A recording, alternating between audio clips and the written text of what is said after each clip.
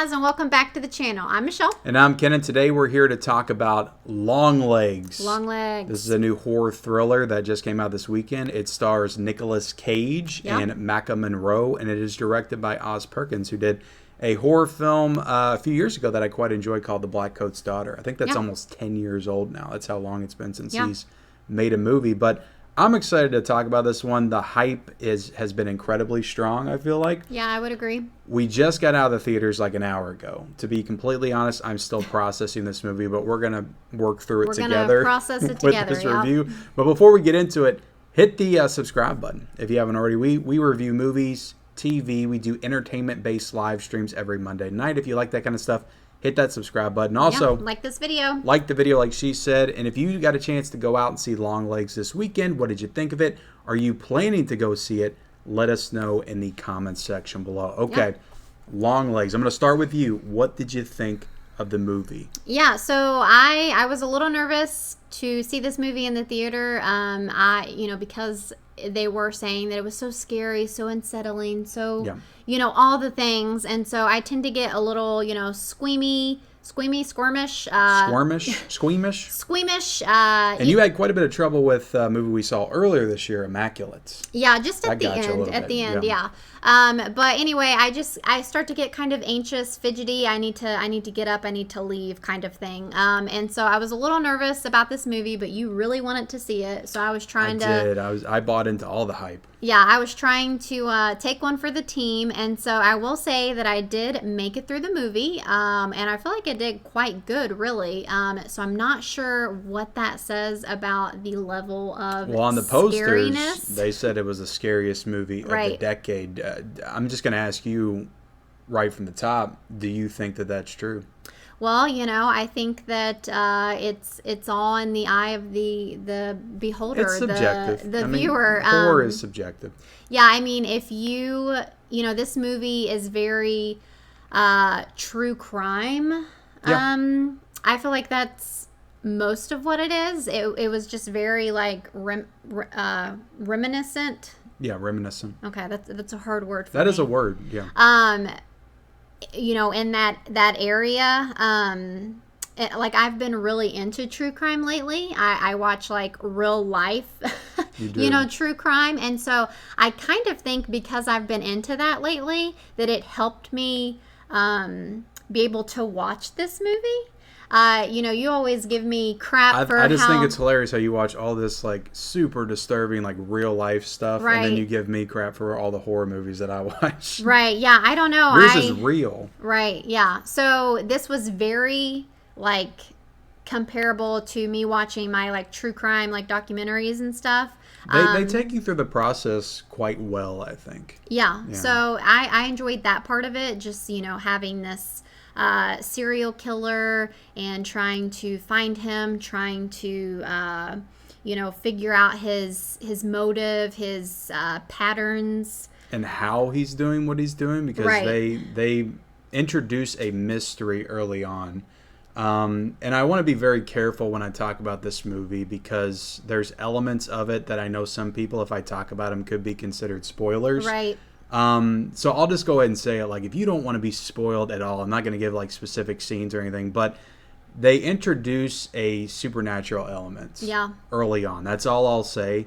And that kind of plays throughout the entire movie. Yeah. That makes it a little bit different than just your standard true crime movie. Yeah. For sure. Yeah, I think, the supernatural aspect that they added to it, I think that it definitely did, I guess take it just a step above and make it, I guess, a little bit more interesting. And there's a part of you in moments, because they introduce this and you're like, well, how does this work? Is this actually what it is? Like, there's a chance that maybe it's not that. Mm-hmm. So you kind of question it as you go, but I'd say by the end of it, it's pretty definitive. Yeah. What it is. Yeah, and I feel like, too, as I was watching it, there were a couple of movies that I kind of compared it to in my head. Yeah.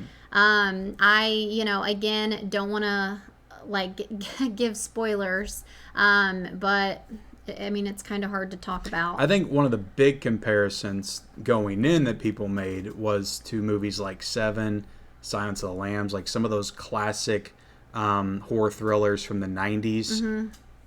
I don't really make those comparisons after seeing it. Like, it felt like something a lot different than those. Like, this honestly to me feels like an art house horror film from like the 70s.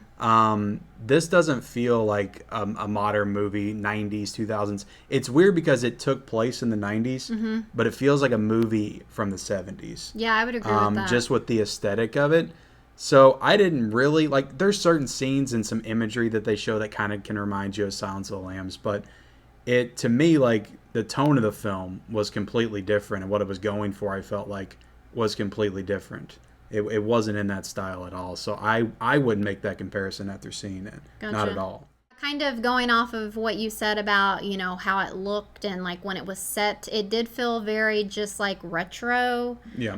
Like the way that the film looked, it just looked like aged, you know? Yeah, just stylistically it felt like an older film. But I feel like that like aesthetic, if you will, I feel like that kind of made it, like gave it its more unsettling feel. But what I will say, because I'm sure we'll get comments on this, there are flashbacks and parts of this movie that do take place in the 70s. Right, yeah. So those work with those scenes. But again, they all the majority of the movie takes place in the 90s. Right, but even when they do the flashbacks, like it all still kind of feels the same. It does. Yeah, it as does. far as how it looks, I feel like. What's the girl's name? Maca Monroe. Yeah, she plays this just very like, you know, she's an FBI agent. I think I'm saying that title right. She's an FBI agent. But she is like very timid, and she almost seems like she has like anxiety or something. Yeah. She just seems like very timid and frightened, and she has a troubled past. Just not. She doesn't seem like someone who would be in the FBI. You know, like she, like you would think that you'd need to be more just like hard, and she's not Jodie Foster in Silence of the Lambs. She has a completely different energy and charisma. Yeah. So, you know, she kind of has this like mystery to her. You're like trying to figure her out and like why she kind of acts that way, you know? Yeah. And then you know, obviously we know that Nicolas Cage is this, you know, serial killer that they're looking for. Well, let's get into Nicolas Cage because that's a big drawing point. They did not want to reveal him like in the promotional stuff. Like they kept him a pretty big secret, like what he looks like, what he acts like. Yeah. Until like the end, I feel like eventually they ended up putting his voice and stuff. And there was even like a promotional campaign where they were having you like call this number. And you could like hear him talk to you and things like that. Yeah. So that was kind of cool and fun. But what did you think of Nicolas Cage's performance? I feel like this movie's going to live or die by that as far as like what people think of it going away from it. Yeah, I'm still like I'm still processing what I think about him in this movie. Yeah. You know, kind of like before we saw it, I did kind of read some comments about what he looked like. And so I feel like that might have ruined it for me a little bit. But I mean, honestly, I think that I would have thought that anyway. He looks very, again, without like spoiling it or anything, he just looks very cosmetic. Yeah. He's got a lot of makeup on for sure. Well, he just looks kind of like... He looks like an elderly woman is what he looks like. Well, I mean, can we say that? You know, I saw... A little bit. I was just going to say, it's kind of like a mixture between like... Someone said Mrs. Doubtfire. Yeah. But also, he just kind of looks like someone who had like bad plastic surgery. I saw Marilyn Manson in there too. You did? A little bit of See, Marilyn I Manson. didn't really get that. He just kind of looked funny, and I'm not sure if that was like a good thing or a bad thing. You know, he definitely is like playing this really over the top.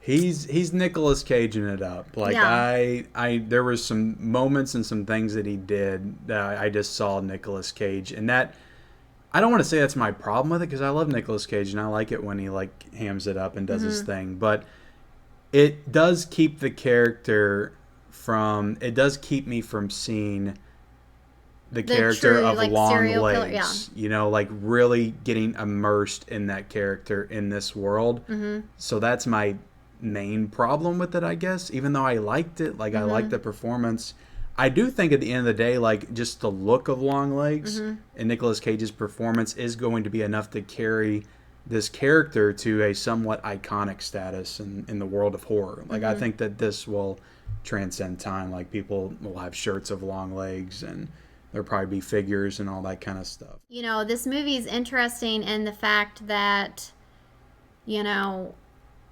you know that it's about a serial killer. You know that Nicolas Cage is this supposed serial killer, but it's not that like straightforward serial killer. Yeah, it's not that straightforward serial killer movie where you're seeing Nicolas Cage go out and kill people. Yeah.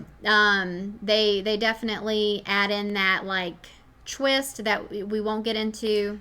Well, I mean, talking about that, like they reveal that twist. Like I would say, it's kind of a main twist in the beginning. I mean, it's like within the first 10 to 15 minutes, but there's other twists that happen in the third act, other reveals, but like the main twist of like how Nicolas Cage goes about his serial killing is kind of revealed from the beginning. And then you're just kind of taken through that process for the remainder of the film. Yeah. It's interesting for sure. I mean, you know, going back to his performance, there's just some moments, and I felt this way like from the very beginning. I'm very sensitive to performances that I just feel like try too hard, I guess, to give these like over the top, like scary performances. And sometimes I felt like Nicolas Cage was trying extra hard to be creepy and unsettling and scary. And that would kind of take me out of it a little bit. So I am very conflicted on the performance, obviously, and the movie. Yeah. As I'm sure you guys are hearing right now with us talking about this movie. But yeah.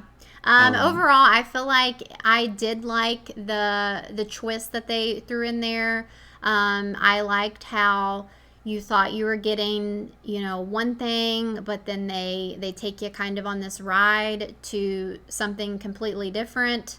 And I liked how, I don't know if you would agree with me or not because of what you said when it was over, but I liked how it felt complete for the most part. I felt like I had the answers that I needed, you know? I wasn't like left, what? Like, what did it all mean? Like, to me, it wasn't one of those movies. They definitely explain, like, what's going on. Yeah. They give you that definitive ending. You know, nothing's wrong with a movie who, like, doesn't fill in all the blanks for you. And, you know, a movie that you might, like, end up leaving and thinking, well, gosh, I have so many, like, questions or whatever. Nothing's wrong with that. But I can't appreciate a movie that, like, also explains things so that I can really understand the story that I just spent, you know, an hour and 40 minutes listening to.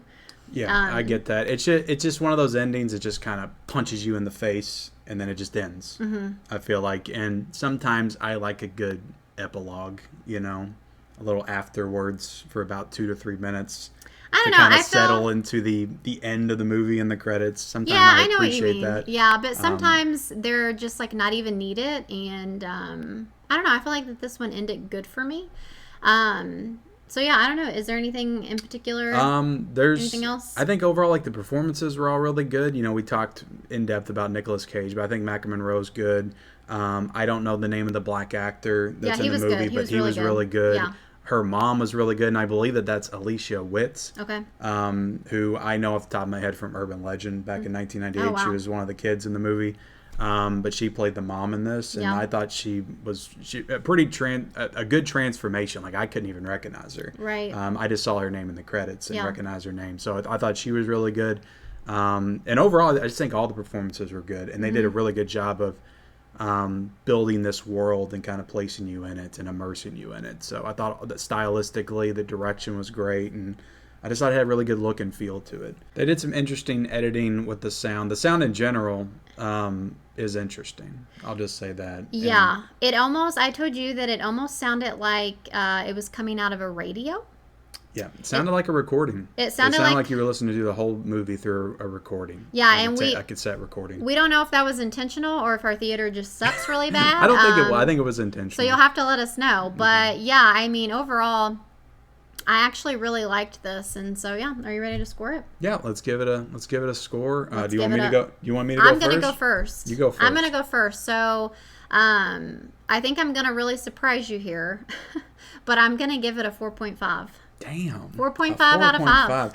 This might be one of those movies that grows on me over time, that I'll buy it on Blu-ray or 4K when it comes out. I'll rewatch it. I'll really get into it, or I'll just process it over the next couple of days. Mm-hmm. But as of right now, just getting out of the theater, a 4 feels right for this movie. A lot of things I liked about it. Nicolas Cage's performance, I'm a little bit conflicted on. Gotcha.